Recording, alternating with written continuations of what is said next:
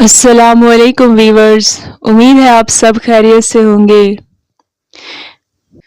وصال پہ بات کرنا بہت مشکل ہے، وہ بھی نبی کریم صلی اللہ علیہ وآلہ وسلم کے۔ ظاہری پردہ سے 3 روز قبل جب نبی کریم صلی اللہ علیہ وآلہ وسلم ام المومنین حضرت میمونہ رضی اللہ کے گھر تشریف فرما تھے تو ارشاد فرمایا کہ میری بیویوں کو جمع کرو۔ تمام ازواج مطہرات جمع ہو گئیں تو حضور نبی کریم صلی اللہ علیہ وآلہ وسلم نے دریافت کیا کہ تم سب مجھے اجازت دیتی ہو کہ بیماری کے 3 دن میں عائشہ کے ہاں گزار لوں؟ تو سب نے کہا کہ اے اللہ کے رسول، آپ کو اجازت ہے۔ پھر آپ صلی اللہ علیہ وآلہ وسلم نے اٹھنا چاہا لیکن اٹھ نہ پائے تو حضرت علی ابن ابی طالب اور حضرت فضل بن عباس رضی اللہ تعالیٰ آگے بڑھے اور نبی کریم صلی اللہ علیہ وآلہ وسلم کو سہارے سے اٹھا کر سیدہ میمونہ رضی اللہ کے حجرے سے سیدہ عائشہ رضی اللہ تعالیٰ کے حجرے کی طرف لے جانے لگے۔ اس وقت صحابہ کرام رضی اللہ نے حضور اکرم صلی اللہ علیہ وآلہ وسلم کو اس بیماری اور کمزوری کے حال میں پہلی بار دیکھا تو گھبرا کر ایک دوسرے سے پوچھنے لگے کہ نبی کریم صلی اللہ علیہ وآلہ وسلم کو کیا ہوا؟ چنانچہ صحابہ کرام مسجد میں جمع ہونا شروع ہو گئے اور مسجد نبوی میں ایک رش لگ گیا۔ آپ صلی اللہ علیہ وآلہ وسلم کا پسینہ شدت سے بہہ رہا تھا۔ حضرت عائشہ رضی اللہ تعالیٰ عنہا فرماتی ہیں کہ میں نے اپنی زندگی میں کسی کا اتنا پسینہ بہتے نہیں دیکھا، اور فرماتی ہیں کہ میں رسول اللہ صلی اللہ علیہ وآلہ وسلم کے دست مبارک کو پکڑتی اور اس کو چہرہ اقدس پر پھیرتی، کیونکہ نبی کریم صلی اللہ علیہ وآلہ وسلم کا ہاتھ میرے ہاتھ سے کئی زیادہ محترم اور پاکیزہ تھا۔ مزید فرماتی ہیں کہ حبیب خدا صلی اللہ علیہ وآلہ وسلم سے بس یہی ورد سنائی دے رہا تھا کہ لا الہ الا اللہ، بے شک موت کی بھی اپنی سختیاں ہیں۔ اسی اثناء میں مسجد کے اندر آپ صلی اللہ علیہ وآلہ وسلم کے بارے میں خوف کی وجہ سے لوگوں کا رش بڑھنے لگا۔ نبی کریم صلی اللہ علیہ وآلہ وسلم نے دریافت فرمایا یہ کیسی آوازیں ہیں؟ عرض کیا گیا اے اللہ کے رسول، یہ لوگ آپ کی حالت سے خوف زدہ ہیں۔ ارشاد فرمایا کہ مجھے ان کے پاس لے چلو۔ پھر اٹھنے کا ارادہ فرمایا لیکن اٹھ نہ سکے تو آپ صلی اللہ علیہ وآلہ وسلم پر 7 مشکیزیں پانی کے بہائے گئے۔ تب کہیں جا کر کچھ افاقہ ہوا تو سہارے سے اٹھ کر منبر پر لایا گیا۔ رسول اللہ صلی اللہ علیہ وآلہ وسلم کا آخری خطبہ تھا اور آپ صلی اللہ علیہ وآلہ وسلم کے آخری کلمات تھے۔ فرمایا اے لوگو، شاید تمہیں میری موت کا خوف ہے؟ سب نے کہا جی ہاں اے اللہ کے رسول۔ پھر آپ صلی اللہ علیہ وآلہ وسلم نے ارشاد فرمایا اے لوگو، تم سے میری ملاقات کی جگہ دنیا نہیں، تم سے میری ملاقات کی جگہ حوض کوثر ہے۔ اللہ کی قسم، گویا کہ میں یہیں سے اس حوض کوثر کو دیکھ رہا ہوں۔ اے لوگو، مجھے تم پر تنگ دستی کا خوف نہیں، بلکہ مجھے تم پر دنیا کی فراوانی کا خوف ہے کہ تم اس کے معاملے میں ایک دوسرے سے مقابلے میں لگ جاؤ گے، جیسا کہ تم سے پہلے پچھلی امتوں والے لگ گئے، اور یہ دنیا تمہیں بھی ہلاک کر دے گی جیسا کہ انہیں ہلاک کر دیا۔ پھر مزید آپ صلی اللہ علیہ وآلہ وسلم نے ارشاد فرمایا کہ اے لوگو، نماز کے معاملے میں اللہ سے ڈرو، اللہ سے ڈرو، نماز کے معاملے میں اللہ سے ڈرو، یعنی عہد کرو کہ نماز کی پابندی کرو گے، اور یہی بات بار بار آپ دہراتے رہے۔ پھر فرمایا اے لوگو، عورتوں کے معاملے میں اللہ سے ڈرو، عورتوں کے معاملے میں اللہ سے ڈرو، میں تمہیں عورتوں سے نیک سلوک کی وصیت کرتا ہوں۔ مزید فرمایا، اے لوگو، ایک بندے کو اللہ نے اختیار دیا کہ دنیا کو چن لے یا اسے چن لے جو اللہ کے پاس ہے، تو اس نے اسے پسند کیا جو اللہ کے پاس ہے۔ اس جملے سے آپ صلی اللہ علیہ وآلہ وسلم کا مقصد کوئی نہ سمجھا، حالانکہ ان کی اپنی ذات مراد تھی، جبکہ حضرت ابو بکر صدیق رضی اللہ تعالیٰ عنہ وہ تنہا شخص تھے جو اس جملے کو سمجھے اور زار و قطار رونے لگے اور بلند آواز سے گریہ کرتے ہوئے اٹھ کھڑے ہوئے اور نبی کریم صلی اللہ علیہ وآلہ وسلم کی بات قطع کر کے پکارنے لگے، ہمارے باپ دادا آپ پر قربان، ہماری مائیں آپ پر قربان، ہمارے بچے آپ پر قربان، ہمارے مال و دولت آپ پر قربان، روتے جاتے اور یہی الفاظ کہتے جاتے۔ صحابہ کرام رضی اللہ ناگواری سے حضرت ابو بکر صدیق رضی اللہ کی طرف دیکھنے لگے کہ انہوں نے نبی کریم صلی اللہ علیہ وآلہ وسلم کی بات کیسے قطع کر دی۔ اس پر نبی کریم صلی اللہ علیہ وآلہ وسلم نے حضرت ابو بکر صدیق کا دفاعی الفاظ میں فرمایا، اے لوگو، ابو بکر کو چھوڑ دو کہ تم میں سے ایسا کوئی نہیں کہ جس نے ہمارے ساتھ کوئی بھلائی کی ہو اور ہم نے اس کا بدلہ نہ دے دیا ہو، سوائے ابو بکر کے کہ اس کا بدلہ میں نہیں دے سکتا، اس کا بدلہ میں نے اللہ تعالیٰ پر چھوڑ دیا۔ مسجد نبوی میں کھلنے والے تمام دروازے بند کر دیے جائیں سوائے ابو بکر کے دروازے کے کہ جو کبھی بند نہ ہوگا۔ آخر میں اپنی وفات سے قبل مسلمانوں کے لیے آخری دعا کے طور پر ارشاد فرمایا، اللہ تمہیں ٹھکانہ دے، تمہاری حفاظت کرے، تمہاری مدد کرے، تمہاری تائید کرے۔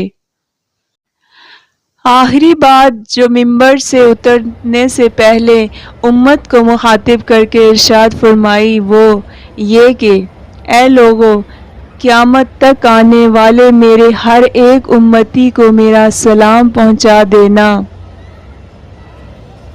پھر نبی کریم صلی اللہ علیہ وآلہ وسلم کو دوبارہ سہارے سے اٹھا کر گھر لے جایا گیا۔ اسی اثناء میں حضرت عبد الرحمن بن ابی بکر رضی اللہ تعالی خدمت اقدس میں حاضر ہوئے اور ان کے ہاتھ میں مسواک تھی۔ نبی کریم صلی اللہ علیہ وآلہ وسلم مسواک کو دیکھنے لگے لیکن شدت مرض کی وجہ سے طلب نہ کر پائے۔ چنانچہ سیدہ عائشہ رضی اللہ تعالی نبی کریم صلی اللہ علیہ وآلہ وسلم کے دیکھنے سے سمجھ گئی اور انہوں نے حضرت عبد الرحمن رضی اللہ سے مسواک لے کر نبی کریم صلی اللہ علیہ وآلہ وسلم کے دہن مبارک میں رکھ دی، لیکن نبی کریم صلی اللہ علیہ وآلہ وسلم اسے استعمال نہ کر پائے، تو سیدہ عائشہ رضی اللہ نے آپ صلی اللہ علیہ وآلہ وسلم سے مسواک لے کر اپنے منہ سے نرم کی اور پھر نبی کریم صلی اللہ علیہ وآلہ وسلم کو لوٹا دی تاکہ دہن مبارک اس سے تر رہے۔ آپ فرماتی ہیں، آخری چیز جو نبی کریم صلی اللہ علیہ وآلہ وسلم کے پیٹ میں گئی وہ میرا لعاب تھا۔ یہ اللہ تعالیٰ کا مجھ پر فضل ہی تھا کہ اس نے وصال سے قبل میرا اور نبی کریم صلی اللہ علیہ وآلہ وسلم کا لعاب دان یکجا کر دیا۔ ام المومنین حضرت عائشہ صدیقہ رضی اللہ مزید ارشاد فرماتی ہیں کہ پھر آپ صلی اللہ علیہ وآلہ وسلم کی بیٹی فاطمہ رضی اللہ تشریف لائیں اور آتے ہی رو پڑیں کہ نبی کریم صلی اللہ علیہ وآلہ وسلم اٹھ نہ سکے، کیونکہ نبی کریم صلی اللہ علیہ وآلہ وسلم کا معمول تھا کہ جب بھی فاطمہ رضی اللہ عنہا تشریف لاتی نبی کریم صلی اللہ علیہ وآلہ وسلم ان کے ماتھے پر بوسہ دیتے تھے۔ آپ صلی اللہ علیہ وآلہ وسلم نے فرمایا اے فاطمہ قریب آ جاؤ۔ آپ صلی اللہ علیہ وآلہ وسلم نے ان کے کان میں کوئی بات کہی تو حضرت فاطمہ اور زیادہ رونے لگی۔ انہوں نے اس طرح روتا دیکھ کر آپ صلی اللہ علیہ وسلم نے پھر فرمایا اے فاطمہ قریب آ جاؤ۔ دوبارہ ان کے کان میں کوئی بات ارشاد فرمائی تو وہ خوش ہونے لگی۔ حضرت عائشہ صدیقہ رضی اللہ فرماتی ہیں کہ آپ صلی اللہ علیہ وآلہ وسلم کے وصال کے بعد سیدہ فاطمہ رضی اللہ سے میں نے پوچھا کہ وہ کیا بات تھی جس پر روئیں اور پھر خوشی کا اظہار کیا۔ سیدہ فاطمہ رضی اللہ عنہا کہنے لگی کہ پہلی بار جب میں قریب ہوئی تو فرمایا فاطمہ میں آج رات اس دنیا سے کوچ کرنے والا ہوں، جس پر میں رو دی۔ جب انہوں نے مجھے بے تحاشا روتے دیکھا تو فرمانے لگی فاطمہ میرے اہل خانہ میں سب سے پہلے تم مجھ سے آ ملو گی، جس پر میں خوش ہو گئی۔ سیدہ عائشہ رضی اللہ تعالیٰ عنہ فرماتی ہیں کہ آپ صلی اللہ علیہ وآلہ وسلم نے سب کو گھر سے باہر جانے کا حکم دے کر مجھے فرمایا عائشہ میرے قریب آ جاؤ۔ آپ صلی اللہ علیہ وآلہ وسلم اپنی زوجہ مطہرہ کے سینے پر ٹیک لگائی اور ہاتھ آسمان کی طرف بلند کر کے فرمانے لگے مجھے وہ اعلیٰ اور عمدہ رفاقت پسند ہے۔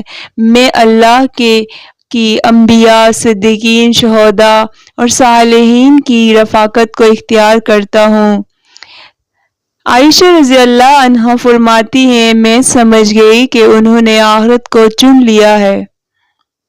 پھر جبرائیل امین آپ صلی اللہ علیہ وآلہ وسلم کی خدمت اقدس میں حاضر ہو کر گویا ہوئے یا رسول اللہ ملک الموت دروازے پر کھڑے شرف باریابی چاہتے ہیں۔ آپ سے پہلے انہوں نے کسی سے اجازت نہیں مانگی۔ آپ علیہ الصلاۃ والسلام نے فرمایا جبرائیل اسے آنے دو۔ ملک الموت نبی کریم صلی اللہ علیہ وآلہ وسلم کے گھر میں داخل ہوئے اور کہا السلام علیکم یا رسول اللہ، مجھے اللہ نے آپ کی چاہت جاننے کے لیے بھیجا ہے کہ آپ دنیا میں ہی رہنا چاہتے ہیں یا اللہ سبحانہ و تعالیٰ کے پاس جانا پسند کرتے ہیں۔ فرمایا مجھے اعلیٰ و عمدہ رفاقت پسند ہے، مجھے اعلیٰ و عمدہ رفاقت پسند ہے۔ ملک الموت آپ صلی اللہ علیہ وآلہ وسلم کے سرہانے کھڑے ہوئے اور کہنے لگے اے پاکیزہ روح، اے محمد بن عبداللہ کی روح، اللہ کی رضا خوشنودی کی طرف روانہ ہو، راضی ہو جانے والے پروردگار کی طرف جو غضبناک نہیں۔ پھر حضرت عائشہ صدیقہ رضی اللہ عنہا فرماتی ہیں کہ نبی کریم صلی اللہ علیہ وآلہ وسلم ہاتھ نیچے آتا رہا اور سر مبارک میرے سینے پر بھاری ہونے لگا۔ میں سمجھ گئی کہ نبی کریم صلی اللہ علیہ وآلہ وسلم کا وصال ہو گیا۔ آپ فرماتی ہیں کہ مجھے اور تو کچھ سمجھ نہیں آیا، سو میں اپنے حجرے سے نکلی اور مسجد کی طرف کا دروازہ کھول کر کہا کہ رسول اللہ کا وصال ہو گیا، رسول اللہ کا وصال ہو گیا۔ مسجد آہوں اور نالوں سے گونجنے لگی۔ ادھر علی رضی اللہ جہاں کھڑے تھے وہیں بیٹھ گئے، پھر ہلنے کی طاقت تک نہ رہی۔ ادھر عثمان بن عفان رضی اللہ معصوم بچوں کی طرح ہاتھ ملنے لگے اور سیدنا عمر رضی اللہ تعالیٰ عنہ تلوار بلند کر کے کہنے لگے خبردار جو کسی نے کہا کہ رسول اللہ صلی اللہ علیہ وآلہ وسلم وفات پا گئے ہیں، میں ایسے شخص کی گردن اڑا دوں گا۔ میرے آقا تو اللہ تعالیٰ سے ملاقات کرنے گئے ہیں، جیسے موسیٰ علیہ السلام اپنے رب سے ملاقات کو گئے تھے اور وہ لوٹ آئیں گے، بہت جلد لوٹ آئیں گے۔ یہ واقعہ پیش کرنا انتہائی مشکل ہے، بہت تکلیف تل الفاظ ہیں جن کو بیان کرنا اتنا آسان نہیں۔ حضرت عمر فاروق کہنے لگے، اب جو وفات کی خبر اڑائے گا میں اسے قتل کر ڈالوں گا۔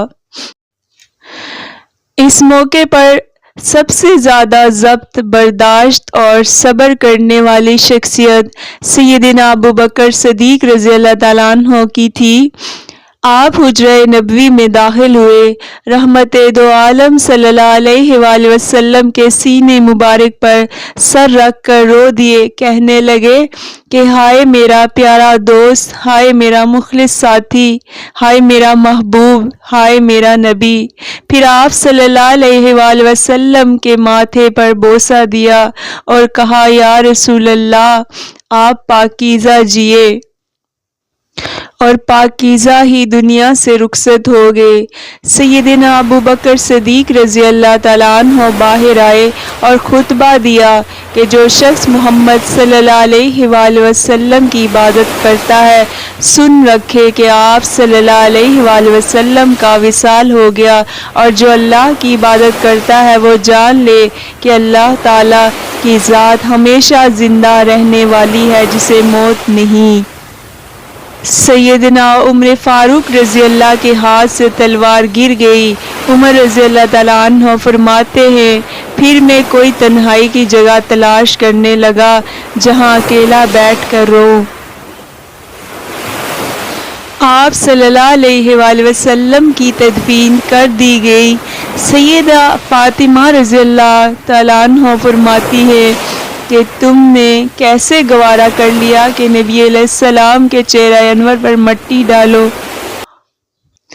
پھر کہنے لگی کہ ہائے میرے پیارے بابا جان کہ اپنے رب کے بلاوے پر چل دیے، ہائے میرے پیارے بابا جان کہ جنت الفردوس میں اپنے ٹھکانے کو پہنچ گئے، ہائے میرے پیارے بابا جان کہ ہم جبریل کو ان کے آنے کی خبر دیتے ہیں۔